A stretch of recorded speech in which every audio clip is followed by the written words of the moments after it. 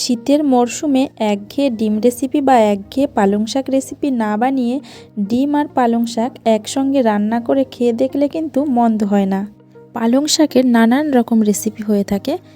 ডিম পালং শাক রেসিপি যদি কেউ কখনো না বানিয়ে থাকেন তাহলে একবার হলেও নিজের হাতে ডিম পালং শাক রেসিপি বানিয়ে খেয়ে দেখুন, অসাধারণ হয় খেতে।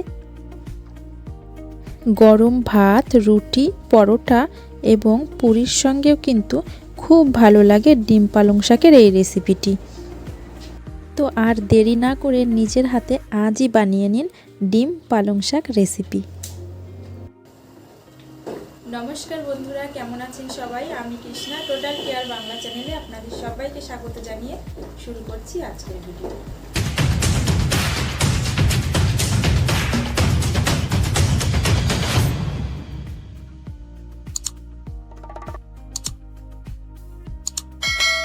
ডিম পালং শাক বানানোর জন্য আমি 4টে ডিম বয়েল করে নিয়েছি। আর ডিমগুলো খোসা ছাড়িয়ে একটা ছুরির সাহায্যে আমি চারপাশ একটু চিড়ে চিড়ে নিয়েছি, যাতে মশলাপাতি ভালোভাবে ভেতরে চলে যায়। আর এখানে আমি নিয়ে নিয়েছি, দেখুন, রান্নার সামগ্রী। আমি একটা বড় সাইজের পেঁয়াজ একদম মিহি করে কুচিয়ে নিয়েছি, একটা টমেটো পেস্ট করে নিয়েছি, আর আমি নিয়ে নিয়েছি 4টে কাঁচা লঙ্কা, 1 টেবিল চামচ আদা রসুন বাটা, টক দই, আর নিয়েছি জিরে বাটা। আমি এখানে 1 টেবিল চামচ জিরে বাটা নিয়েছি, 1 টেবিল চামচ টক দই, আর 1 টেবিল চামচ আদা রসুন পেস্ট করে নিয়েছি। আর আমি 250 গ্রাম পালং শাক ভালো করে জল দিয়ে ধুয়ে পরিষ্কার করে নিয়েছি। পালং শাকের ডাঁটাগুলো আমি ফেলে দিয়েছি, শুধু পাতাগুলো নিয়েছি। এখন আমি একটি পাত্রে জল নিয়ে নিয়েছি। এখানে আমি পালং শাকগুলো একটু বয়েল করে নেব। 2 থেকে 3 মিনিট আমি পালং শাকগুলো বয়েল করে নেব।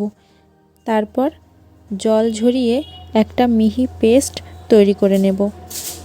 দেখুন, পালং শাকগুলো আমার বয়েল হয়ে গেছে। এখন আমি জলটা ঝরিয়ে নেব। তারপর পালং শাকের একটা মিহি পেস্ট তৈরি করে নেব।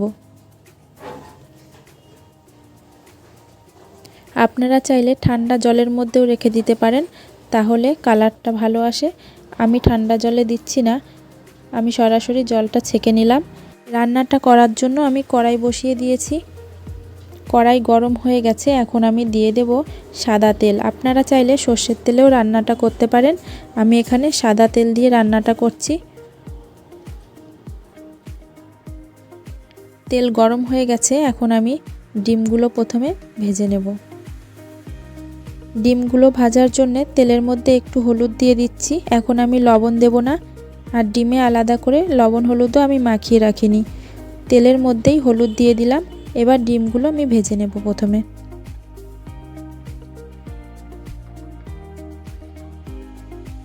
ডিমগুলো ভাজা হয়ে গেছে, এখন আমি তুলে নেব। ডিমগুলো একটু লাল লাল করে ভেজে নিতে হবে।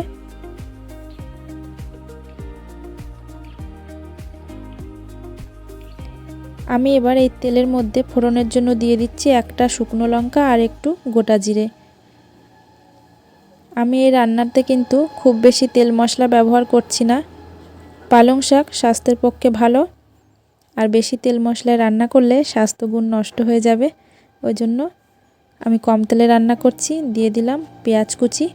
পেঁয়াজ কুচিগুলো নেড়ে চেড়ে একটু ব্রাউন কালার হওয়া পর্যন্ত ভেজে নেব। পেঁয়াজগুলো ব্রাউন কালার হয়ে এসেছে। এখন আমি এর মধ্যে দিয়ে দেব পেস্ট করে রাখা টমেটো পেস্ট দিয়ে ভালো করে আমি তেলের মধ্যে একটু ভেজে নেব। যতক্ষণ না টমেটোর কাঁচা গন্ধ চলে যাচ্ছে ততক্ষণ একটু ভেজে নিতে হবে। এবার আমি দিয়ে দিচ্ছি স্বাদ মতো নুন, আর দিয়ে দেব হলুদ গুঁড়ো। দিয়ে ভালোভাবে নেড়ে চেড়ে মিশিয়ে নেব।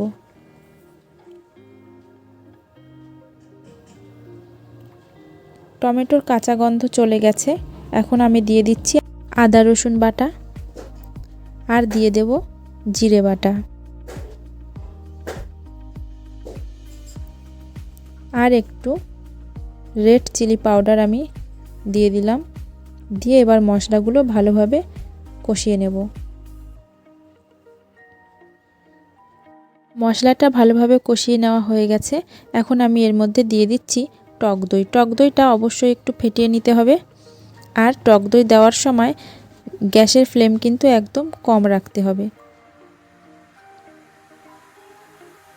কম আঁচে রেখে টক দইয়ের সঙ্গে মশলাগুলো ভালো করে কষিয়ে নিতে হবে। টক দইয়ের সঙ্গে মশলাটা আমার ভালোভাবে কষানো হয়ে গেছে। দেখুন তেল ছেড়ে দিয়েছে। এবার আমি দিয়ে দিচ্ছি পেস্ট করে রাখা পালং শাক। পালং শাকের পেস্টটা মশলার মধ্যে দিয়ে আমি আবার একটু ভালোভাবে নেড়েচেড়ে কষিয়ে নেব। সমস্ত মশলা ভালোভাবে মিশিয়ে নেওয়ার পর আমি একটু দিয়ে দিচ্ছি 1 চা চামচ গরম মশলা গুঁড়ো। গরম মশলা গুঁড়ো দিয়ে আবার ভালো করে মিশিয়ে নেব। সমস্ত কিছু মিশিয়ে নেওয়া হয়ে গেছে। এখন আমি ভেজে রাখা ডিমগুলো দিয়ে দিচ্ছি। ডিমগুলো দিয়ে সমস্ত কিছু আমি আবার ভালোভাবে মিশিয়ে নেব। এই পর্যায়ে লবণটা আপনারা একটু দেখে নেবেন। লবণ আপনারা নিজের স্বাদ অনুসারে দেবেন। ডিম আর পালং শাক সব ভালোভাবে মিশিয়ে নেওয়ার পর দিয়ে দিচ্ছি জল। খুব বেশি জল আমি দেব না, কারণ এই রান্নাটায় বেশি গ্রেভি হবে না, একটু মাখা মাখা হবে। এবার আমি চিড়ে রাখা 4টে কাঁচা লঙ্কা দিয়ে দিলাম।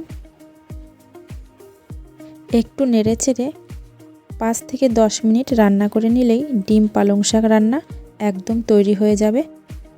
এখন আমি একটু ঢাকনা দিয়ে ঢেকে মিডিয়াম আঁচে 5 মিনিট মতো রান্না করে নেব। 5 মিনিট পর ঢাকনা তুলে নিয়েছি। দেখুন তেল উপরে চলে এসেছে, তার মানে রান্নাটা প্রায় হয়ে এসেছে। আরও 1 মিনিট মতো আমি নেড়েচেড়ে একটু রান্নাটা করে নেব। আরও 1 মিনিট আমি নেড়েচেড়ে রান্না করে নিয়েছি। এখন নামিয়ে নেওয়ার আগে আমি এখানে দিয়ে দেব 1/2 চামচের মতো বাটার। আপনাদের কাছে বাটার না থাকলে একটু কাঁচা সর্ষের তেল উপর দিয়ে ছড়িয়ে দেবেন। বাটার দিয়ে আমি এখন কড়াই থেকে নামিয়ে নেব। আমার ডিম পালং শাক রেসিপি একদম তৈরি হয়ে গেল। এইভাবে ডিম পালং শাক রান্না করলে ভাত, রুটি, পরোটা, পুরি সব কিছুর সঙ্গেই কিন্তু খেতে খুব ভালো হয়। আপনারাও এইভাবে বাড়িতে নিজের হাতে ডিম পালং শাক রান্না করে খেয়ে দেখবেন, অসাধারণ হয় খেতে। একঘেয়ে ডিম রেসিপি বা একঘেয়ে পালং শাক রেসিপি না রান্না করে ডিম আর পালং শাক একসঙ্গে রান্না করে খেয়ে দেখুন, নিশ্চয়ই ভালো লাগবে আপনাদেরও। তো বন্ধুরা, এই ছিল আমার ডিম পালং শাক রেসিপি। আপনাদের কেমন লেগেছে কমেন্টের মাধ্যমে অবশ্যই জানাবেন। আর আমার ভিডিওটি ভালো লাগলে একটি লাইক করবেন, শেয়ার করবেন, আর আমার চ্যানেলটিকে সাবস্ক্রাইব করতে ভুলবেন না কিন্তু। পাশে থাকা বেল আইকনটি অন করে রাখুন, যাতে আমার দেওয়া নতুন নতুন রেসিপি সবার আগে আপনাদের কাছে পৌঁছে যায়। সবাই ভালো থাকবেন, সুস্থ থাকবেন। ধন্যবাদ।